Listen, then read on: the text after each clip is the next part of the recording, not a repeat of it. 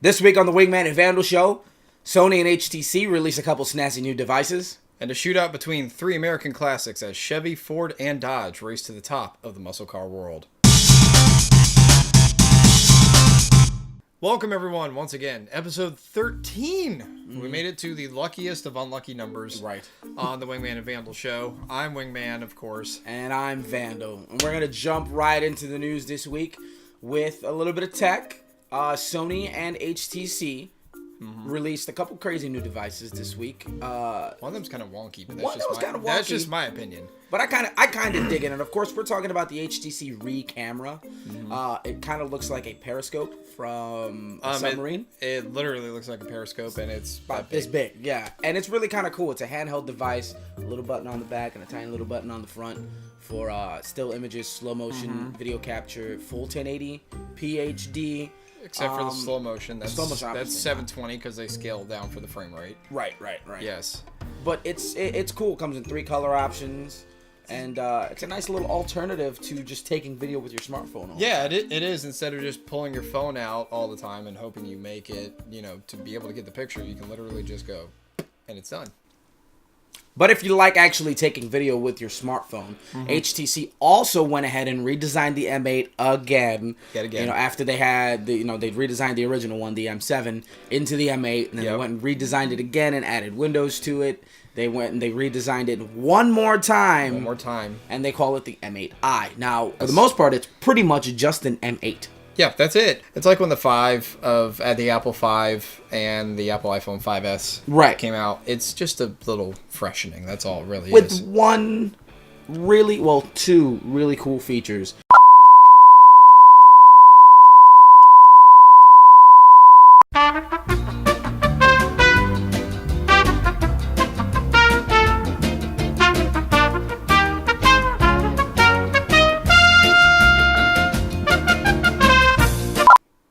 So the camera got shut off, and I got knocked off my train of thought. Oh, I remember where I am. Oh, that's good. HTC has actually gone and added a 13 megapixel camera, regular old megapixel camera on the back of the phone and the front.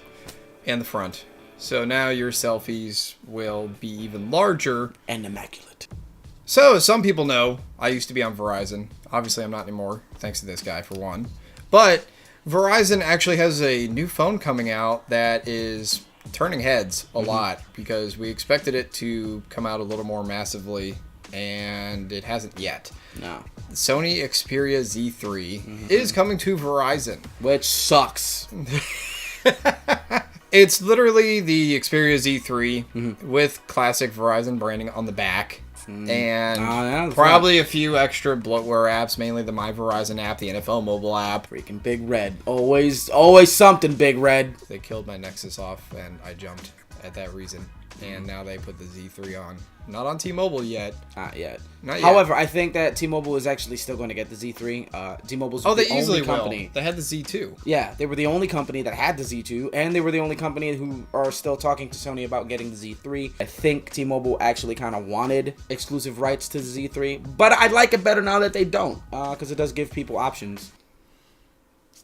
Of course, we love talking about tech, but we're car nuts too. And before we go American, we have to go across the pond over to the European side and the German side real quick. Yes. Because there is a ridiculous amount of new news from Volvo, especially, that is turning a lot of heads on the new technology they just broke through. Volvo has become the bar when it comes to engineering, and they certainly have said it this time. Volvo released a brand new Drive E, as they call it, 2.0 liter turbo and supercharged engine, which they claim to have no less for the record than 450 horsepower out of a 2-liter engine.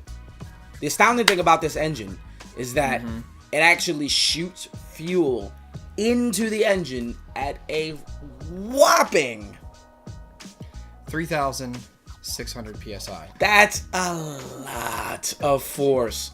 The amount of pressure that was in a fuel pump traditionally was around 90 to 100 psi. Right. So you're talking 3,000 times that pressure. That's a lot of fuel pressure going into the engine. A lot of people know the word turbo lag, which was the time for when the turbo at a low RPM would spool up and actually be in an effective range to be able to give you that punch. And Volvo has said they have literally eliminated the turbo lag effect. Right. So which BMW was really close they had a couple years ago. They had a patent on it too. They were really close, but they could not eliminate the turbo lag. Volvo, on the other hand, like I said, has set the bar by eliminating turbo lag. Now the horsepower bar is even higher yet again. And the fuel efficiency bar.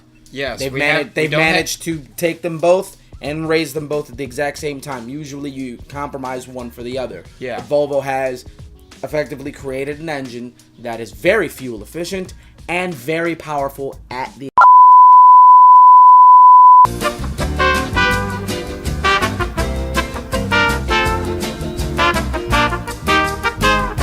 and we had to switch cameras. Yes. The G3 shut off on us. So now we're using a LG Nexus 5. Speaking of overheating. Yes. We're going to dive right into this next tidbit of news that a very, we must have a moment of silence for this. Yes. What brand was it? I know it was a Porsche 918 Spider. Valued at $845,000. Yes. It was a 918 Spider. On fire.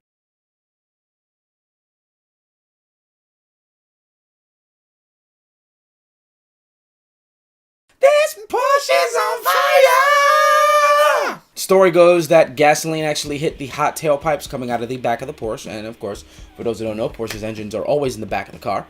And they're mid-engine, some of them. That's back-ish of the car. It's right in front of the rear wheels. We'll just put it that way. Right. The tailpipes, for the record, do not typically go through the underside of the car and there's this long amount of tubing. No, they directly come off right off the heads of the engine, which is the highest amount of heat source, which is right around 600 degrees Fahrenheit, which is obviously scorching hot. Super hot. What's becoming is a safety issue, obviously. This specific Porsche actually lit on fire at a gas station, as you could tell in the video, which is incredibly dangerous. And it's a double dose of bad. Aww, they shooting. Made you look. Might as well be the theme song for the next segment of our show. Yes. We look at 3 legendary American classic muscle cars reimagined. After they're redesigned. After they're redesigned in the modern world today, it seems like the big 3 is at it again. Yep. Just like they were back in the late 60s and early 70s during the Power Wars back then with the huge big block V8s. And the big double carbs or quad stacks. Crazy. Just 4 barrels. Just I wish I could just have me a nice little 4-barrel Holly. Anyway. He's going into dream world again. Just so dreamy.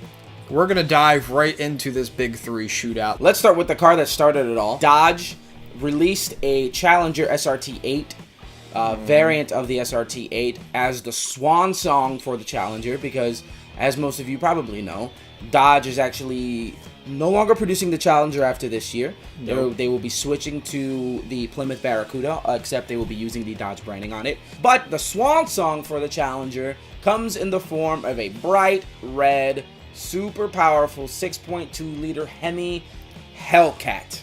Oh, man. This literally sets the bar for the swan song and the goodbye of that car. It's a phenomenal car.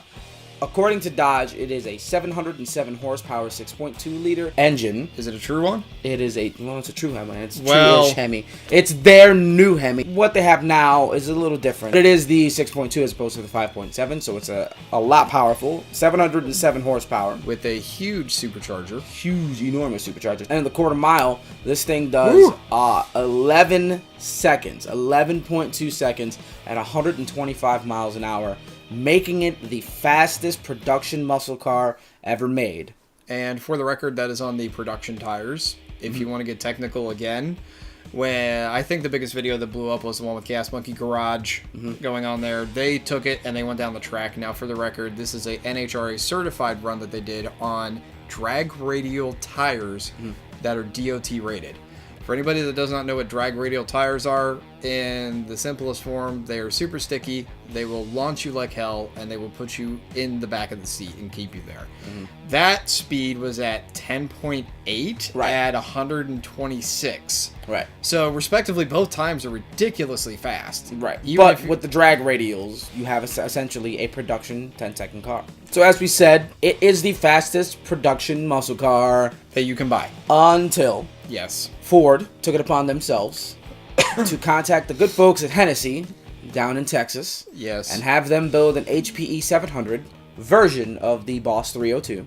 Since the brand new 2015. And it beats the Hellcat. Yes, it does. So now there's only going to be 500 of them made, but it beats the Hellcat in that it also does 11.2 on stock tires. But it does it with 717 brake horsepower. For those who don't know, brake horsepower is the power at the wheels. The wheels itself, after it goes through all of the engine components and the transmission and your driveline setup, and it goes to the wheels. The Challenger SRT Hellcat, the 707 horsepower is rated at the motor. The Mustang variant, the HPE 700 from Hennessy, is 717 brake horsepower. Which means more horsepower at the wheels. And even more at the engine. And it had the same time at 131 miles an hour. Yes, it's a lot faster. A lot faster. What's even faster than the both of those? Oh, man, I can't wait for this one. I can't even believe that they were able to produce something this fast at the production level. Yes, because when the Corvette came out, it was ridiculous. When the Stingray came out, it was even better than that. Ridiculous and better. Right. And now we have the infamous Z06 Corvette, which produces a quarter-mile time at 10.95 seconds at 127 miles an hour. Right. And this is on a motor that has less than the two we just talked about. 650 horsepower. At the engine. That is a ridiculous power to weight ratio. Granted, the Dodge Challenger Hellcat weighs over 4,000 pounds. And the Hennessy Mustang probably easily weighs, I'd say, 3,800 pounds. And then the Vet Z06 is even lighter than both of them probably. And it's pulling literally a true 10-second quarter-mile time. And let's not even talk just American muscle cars. The Corvette Z06, according to Car and Driver, actually beat out a lot of its international counterparts, and one specific domestic one, a legendary name in and of itself, in the Dodge Viper. It beat it out in the quarter mile. It beat out that. It beat out the R8. It beat out the GTR. It beat out almost everything else. And it did it at half the price. Those price points for those cars are at a price tag of $100,000 and above. Yes, let me put that again. That is a six-figure car.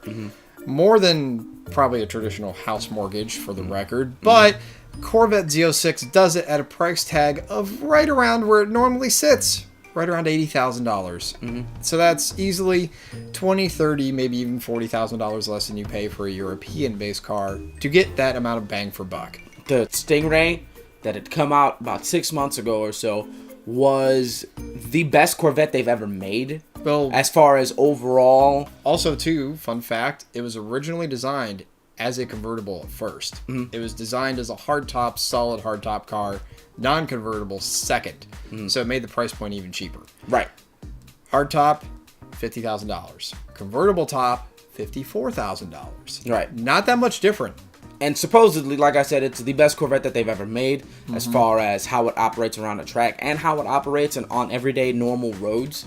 So it's pretty exciting to see that not only have they made the everyday working man's Corvette an amazing machine, they've also produced the Z06 as this powerhouse juggernaut vehicle that literally has taken down all of the competition, both domestic and internationally, are on the same engine class size and price point. It's quite ridiculous, and it's awesome. Alright, everybody, we're at the end again of our show. The unluckiest of lucky episode 13. Make sure you hit the thumbs up and like this video, and click on the little subscribe button right down here in the corner.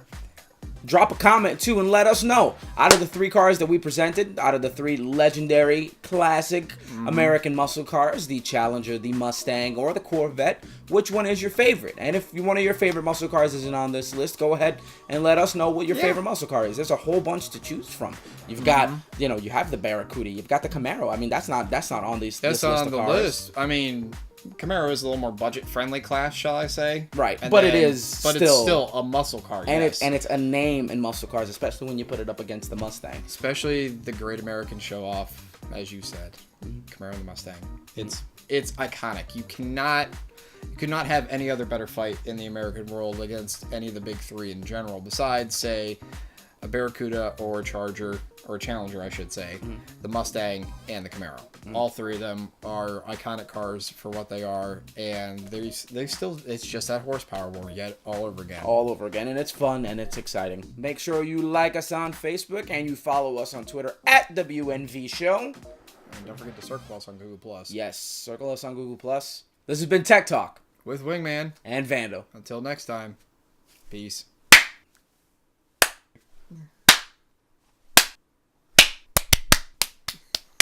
The gator. I'm gonna get him with the gator.